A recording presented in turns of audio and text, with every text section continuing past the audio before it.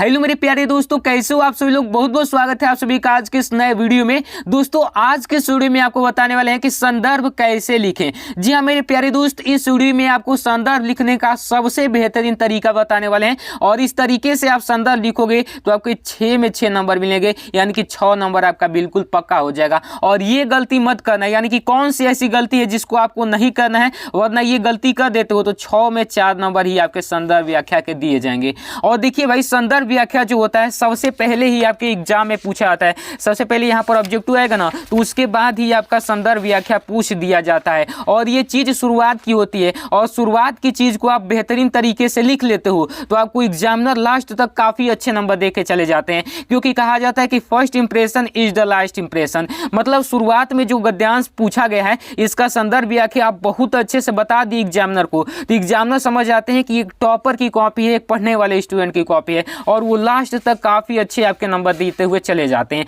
तो आज की स्टूडियो में बताएंगे कि संदर्भ व्याख्या लिखने का बेहतरीन तरीका क्या है और ट्रिक से बताएंगे कि कैसे आपको पहचाना है कि ये किस पार्ट से लिया गया है और इसके लेखक कौन है। काफी बेहतरीन वीडियो होने वाली है, आप केवल और केवल 6 मिनट लगेंगे इस वीडियो को देखने में और 6 नंबर पक्का हो जाएगा। तो चलिए बिना देर के वीडियो को स्टार्ट करते हैं। तो सबसे पहले मैंने मॉडल पेपर ही निकाल के रखा है ताकि आपको कोई भी दिक्कत ना हो। बोर्ड द्वारा जो ऑफिशियल मॉडल पेपर जारी किया गया है उसके थ्रू मैं बताऊंगा। और उसके बाद मैं यहाँ पर पेन वगैरह मैं इकट्ठा कर लेता हूँ, स्केल भी ले लेता हूँ। अब चलिए सबसे पहले इस पेपर को हम कर लेते हैं साइड में, ठीक साइड में हम कर लिए। उसके बाद देखिए स्केल यहाँ पर रखेंगे, स्केल से सबसे पहले क्या करेंगे, मार्जिंग लाइन खींच लेंगे। और देखिए ज़्यादा मार्जिंग लाइन नहीं खींचना है, इतना बस काफ़ी है, ठीक इतना ऐसे एक बार कर लिए। चाहो तो आप एक बार ही कर सकते हो और 2 बार भी खींच सकते हो। 2 बार खींचना ना खींचना वो आपके पास मतलब मैटर करता है। 2 बार खींचने से ये होता है मेरे भाई कि जो होता है काफ़ी सुंदर दिखती है, वरना आपका टाइम कम है तो एक बार भी खींच देना काफ़ी अच्छा रहेगा। अब देखो यहाँ पर सबसे पहले इतना काम कर दिए। अब यहाँ पर पेपर उठाना फटाक से, और कहाँ पर था भाई, तो यहाँ पर था। देखो सबसे पहले कैसे लिखना है, ध्यान से देखना, छोटी सी भी गलती करोगे नंबर नहीं दिए जाएंगे। देखिए सबसे पहले यहाँ पर दिया है वर्णनात्मक प्रश्न, अब उसके बाद यहाँ पर खंड ब दिया है ना, तो खंड ब देखो सबसे पहले ऊपर में हमको लिखना क्या है, खंड ब। ध्यान से देखना एकदम बारीकी से।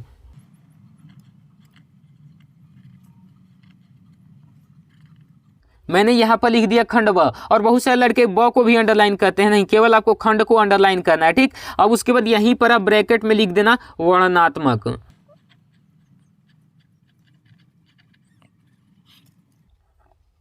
वर्णनात्मक प्रश्न आप यहीं पर लिख देना, ठीक। अब वर्णनात्मक प्रश्न मैंने लिख दिया अच्छे से। अब देखिए इतना क्लियर हो गया ना, तो अब काफ़ी अच्छे कॉपी आपको दिखेगी। अब देखिए यहाँ पर एग्जामिनर देखेंगे तो कहेंगे कि हाँ भाई एक टॉपर की कॉपी है, इतना कर लोगे तो। अब देखो यहाँ पर सबसे पहले खंड ब वर्णनात्मक प्रश्न हमने लिख दिया। अब प्रश्नोत्तर ये कर रहे हैं, तो ध्यान से देखो सबसे पहले यहाँ पर लिखेंगे प्रश्नोत्तर। प्रश्नोत्तर बिल्कुल घबराना नहीं है, शुरुआत में घबराओगे दिक्कत हो जाएगा, ठीक। प्रश्नोत्तर 1, शुरुआत की चीज़ें काफ़ी बेहतरीन से लिखी जाती है। अब उसके बाद ये गद्यांश है तो ब्रैकेट में लिख देना गद्यांश, ठीक। इस प्रकार से प्रश्नोत्तर को केवल अंडरलाइन कर देना। देख लो यहाँ पर गद्यांश था, ये गद्यांश, तो यहाँ पर मैंने लिख दिया गद्यांश। इसी प्रकार से आपको करना है, इतना करोगे काफ़ी बेहतरीन लगेगी। अब इस पेन का यूज मत करना, इस पेन का वैसे यूज काफ़ी कम ही करना, क्योंकि होता क्या है कि पीछे के साइड आने लगती है। अब देखो यहाँ पर सबसे पहले ध्यान से देखो, अब इसको सबसे पहले एक बार पढ़ लेना, ये नहीं कि डायरेक्ट ये कर रहे हैं वो कर रहे हैं। सबसे पहले ध्यान से एकदम शांति मन से पढ़ना, हाउ ताऊ नहीं करना है आपको, ठीक है ना। देखो सबसे पहले करना है कि यह कोई बात नहीं कि एक स्वभाव और रुचि के लोगों में ही मित्रता हो सकती है, समाज में विभिन्नता देखकर लोग एक दूसरे की ओर आकर्षित होते हैं। पूरा आपको पढ़ लेना है। बाकी कह रहे हैं उपयुक्त गद्यांश का संदर्भ लिखिए, रेखांकित अंश की व्याख्या कीजिए और एक प्रश्न आपसे पूछा गया है। तो सबसे पहले ध्यान दो, इसका सबसे पहले एक संकेत लिख देना, ठीक। संकेत लिख दोगे, नहीं भी लिखोगे तो भी चलेगा, लेकिन लिख दोगे तो काफ़ी देखने में अच्छा लगेगा। और संकेत में ये आगे का 2 से 3 शब्द लिख देना और ये बाद का 2 से 3 शब्द लिख देना। तो आइए मैं आपको बता देता हूँ संकेत आपको कैसे लिखना है भाई, एकदम अच्छे से। देखो यहाँ पर लिखेंगे संकेत, ठीक, संकेत, ठीक। इस प्रकार से इसको थोड़ा सा भाई इस प्रकार से हाईलाइट कर लेना। अब देखो संकेत में ये आगे का 2 शब्द तो हम लिख देंगे यह कोई और डैश डैश होते हैं, इस प्रकार से लिख देना। तो देखो ध्यान से, यह कोई और डैश डैश डैश इस प्रकार से होते हैं, ठीक, होते हैं। इस प्रकार से आप लिख दोगे कि नहीं लिख दोगे, काफ़ी बेहतरीन तरीके से आप लिख दोगे। अब देखो सबसे पहले यहाँ पर कह रहा है गद्यांश का संदर्भ लिखिए, तो यहाँ पर संकेत के नीचे हम क्या हेडिंग बनाएंगे मेरे भाई, हम बनाएंगे संदर्भ। देखो ध्यान से, संदर्भ, ठीक, संदर्भ बना दिए। अब संदर्भ इस प्रकार से करके ऐसे कर देंगे, ठीक है ना। चलो अब देखो संदर्भ में कैसे लिखना है। संदर्भ में लिखेंगे देखो कैसे, देखिए सबसे पहले मैंने आपको बता दिया कि ये जब आप एक बार पढ़ोगे ना तो इससे ही आपको पता चल जाएगा कि ये किस चैप्टर से लिया गया है। पढ़ोगे तो इसमें देखिए मित्रता यहाँ पर आ रहा है ना, तो आप समझ गए कि ये मित्रता पाठ से लिया गया है। और मित्रता पाठ के लेखक कौन है भाई, तो आचार्य रामचंद्र शुक्ल हैं। तो आप संदर्भ काफ़ी बेहतरीन तरीके से लिख जाओगे। देखिए कैसे लिखना है, लिखेंगे सबसे पहले प्रस्तुत, यानी कि प्रस्तुत मतलब ऊपर जो दिया गया है हमें वो प्रस्तुत, गद्यांश है तो गद्यांश लिखेंगे, प्रस्तुत गद्यांश। उसके बाद लिखेंगे हमारी पाठ्य पुस्तक, ठीक, हमारी पाठ्य पुस्तक यानी कि हम जो पढ़ रहे हैं पुस्तक वही हमारी पाठ्य पुस्तक। हमारी पाठ्य पुस्तक क्या है, हिंदी है, ठीक, तो हिंदी लिखेंगे। देखो ध्यान से, हिंदी, हिंदी के किस पाठ से लिया गया है तो मैंने आपको बता ही दिया, मित्रता पाठ से। तो मित्रता को इसी प्रकार से लिखना, देख लो मैं चेंज कर रहा हूँ पेन को बार बार, तो कैसे इसी प्रकार से आपको चेंज करके एकदम हाईलाइटेड चीज़ों को लिखना है। केवल फर्स्ट पेज में इतना कर लेना है एकदम बेहतरीन तरीके से। हमारी पाठ्य पुस्तक हिंदी के मित्रता नामक पाठ से अवतरित है या फिर लिया गया है, पाठ से लिया गया है, ठीक, गया है। अब देखो इतना लिख दिए। अब लिखेंगे कि इसके लेखक, यानी कि ये जो आपका गद्यांश दिया है इसके लेखक कौन है ये भी लिखेंगे। तो इसके लेखक कौन है भाई, तो इसके लेखक हैं आचार्य रामचंद्र शुक्ल जी। तो इस प्रकार से आचार्य रामचंद्र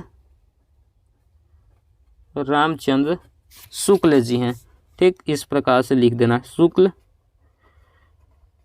जी हैं, जी लगा देना भाई रिस्पेक्ट के लिए, काफ़ी बेहतरीन लगेगा, जी हैं, ठीक। अब देखो ध्यान से, इतना आपका क्लियर हो गया ना। अब यहाँ पर लिखेंगे संदर्भ के बाद लिखेंगे हम क्या, व्याख्या, क्योंकि व्याख्या पूछ रहा था। और हाँ, यही चीज़ मैं आपको बताने वाला था कि ये छोटी सी गलती कर दोगे तो आपके 2 नंबर नहीं मिलेंगे। देखो क्या है, संदर्भ पहले नंबर में पूछा गया तो संदर्भ में एकदम से सबसे पहला इस प्रकार से बना देना, ठीक, इस प्रकार से। और इसके बाद दूसरे नंबर में व्याख्या पूछा गया तो इस प्रकार से 2 बना देना। इतना गलती एग्जामिनर ध्यान देते हैं। अब देखो यहाँ पर कह रहे हैं गद्यांश के रेखांकित अंश की व्याख्या, तो देखो व्याख्या कैसे करेंगे समझ लेना। सबसे पहले देखो पढ़ के इसको अपने भाषा में ट्रांसलेट कर देना ही, थोड़ा बढ़ा चढ़ा कर लिख देना ही व्याख्या कहलाता है। मतलब देखो छोटी सी बात को बड़ा बना देना वही व्याख्या होता है। जैसे मान लो कि कहीं पर छोटा सा आप स्कूल में जाते हो तो छोटा सा झगड़ा हो जाता है, तो आप टीचर को जाकर बताते हो तो उस छोटे से झगड़े को बहुत बड़ा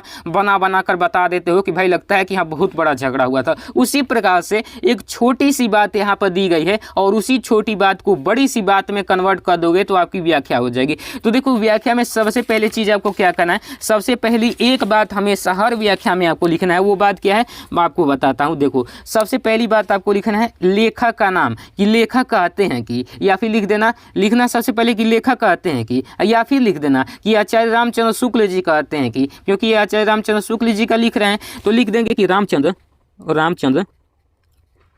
शुक्ल जी कहते हैं कि, ध्यान से देखना छोटी सी भी गलती मत करना वरना फर्स्ट पेज का नंबर जितना अच्छा मिलेगा आपको लास्ट तक उतना मिलेगा। कहते हैं कि, कामा लगा देंगे कि। आप देखो यह कोई बात नहीं कि एक स्वभाव और रुचि के लोगों में ही मित्रता हो सकती है। मैं देखो अपने भाषा में बना के बता रहा हूँ। आचार्य रामचंद्र शुक्ल जी कहते हैं कि यह कोई जरूरी नहीं है कि एक ही स्वभाव और एक ही रुचि के लोगों में मित्रता हो सकती है। ये बात लिख देना यहाँ पर। कहते हैं कि यह कोई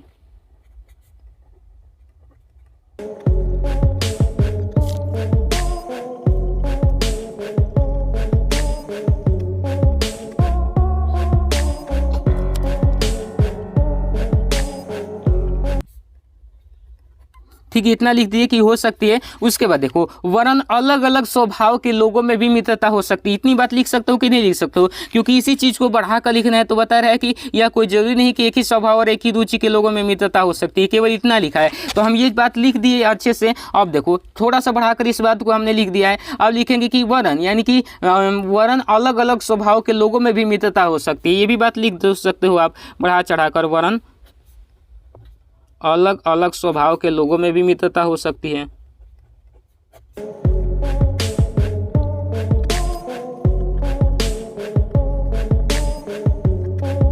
ठीक, इस प्रकार से लिख देना। अब उसके बाद देखो यहाँ पर कह रहा है कि समाज में विभिन्नता देखकर लोग एक दूसरे की ओर आकर्षित होते हैं। तो देखो यहाँ पर समाज में लिख देंगे, समाज में विभिन्नता को देखकर लोग एक दूसरे की तरफ खींचे जा रहे हैं। अपने शब्द में बनाकर लिख देना, एक दूसरे की तरफ खींचे जा रहे हैं। अब भाई इतना चीज़ तो लिख दिया, तो ये चीज़ तो इसी में कही गई थी ना, तो थोड़ा सा आपने बनाकर लिखा है। लेकिन क्यों खींचे जा रहे हैं, क्योंकि इसलिए लिखेंगे क्योंकि ये चीज़ आप लिखोगे तो भी आपके एग्जाम का नंबर देंगे। क्योंकि लोगों में होने वाले गुणों का अभाव उससे अधिक गुणवान व्यक्ति की ओर आकर्षित करता है।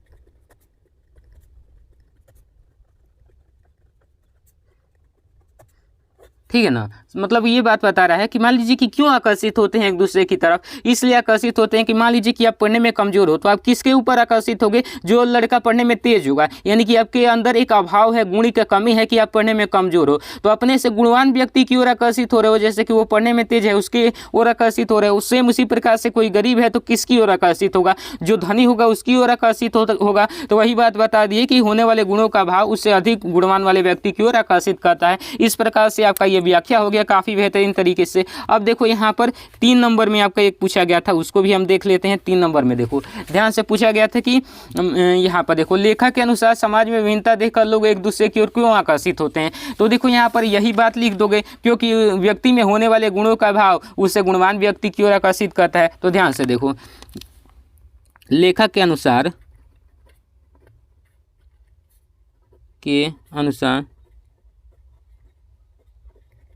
समाज में विभिन्नता देखकर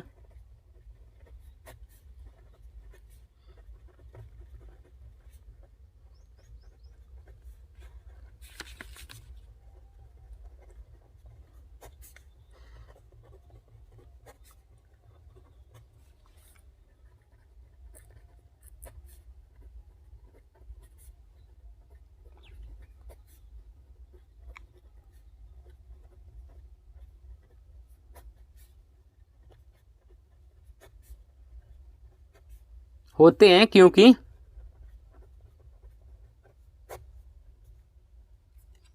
वो अपने लिख सकते हो इस प्रकार से भी कि वो अपने लालच के लिए अपने से गुणवान व्यक्ति की ओर आकर्षित होते हैं। ठीक है ना, तो क्यों होते हैं भाई, तो इस प्रकार से लेखक के अनुसार समाज में विभिन्नता देखकर लोग एक दूसरे की ओर आकर्षित होते हैं, क्योंकि वह अपने से गुणवान व्यक्ति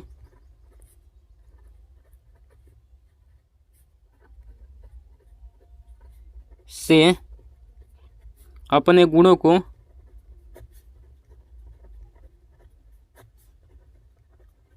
परिपक्व करना चाहते हैं। यानी कि देखो मैंने बनाकर ही लिखा है, कोई देखकर नहीं लिखा है। ठीक है ना, करना चाहते हैं, ठीक, चाहते हैं। क्यों चाहते हैं भाई, कि अपने से गुणवान व्यक्ति की ओर आकर्षित होंगे तो अपने गुणों को परिपक्व बनाएंगे। मान लीजिए कि आप पढ़ने में कमजोर हो, अपने से गुणवान व्यक्ति की ओर यानी कि पढ़ने में तेज के लिए की ओर आकर्षित होगे, तो अपना गुण को क्या करोगे, परिपक्व बना लोगे। कमजोर से क्या हो जाओगे, तेज हो जाओगे। तो इसी बात को मैंने यहाँ पर लिख दिया और आशा करता हूँ कि काफ़ी बेहतरीन तरीके से आप समझ चुके होंगे और इस चीज़ को एग्जामिनर केवल देखेंगे और आपके 6 में 6 नंबर देकर चले जाएंगे। तो इसी प्रकार से आपको गद्यांश लिखना है। अगर कमेंट करोगे तो पद्यांश पर भी वीडियो बना दूंगा। वीडियो कैसी लगी कमेंट में जो बताना। मिलते हैं अगली वीडियो में, तब तक के लिए जय हिंद, वंदे मातरम।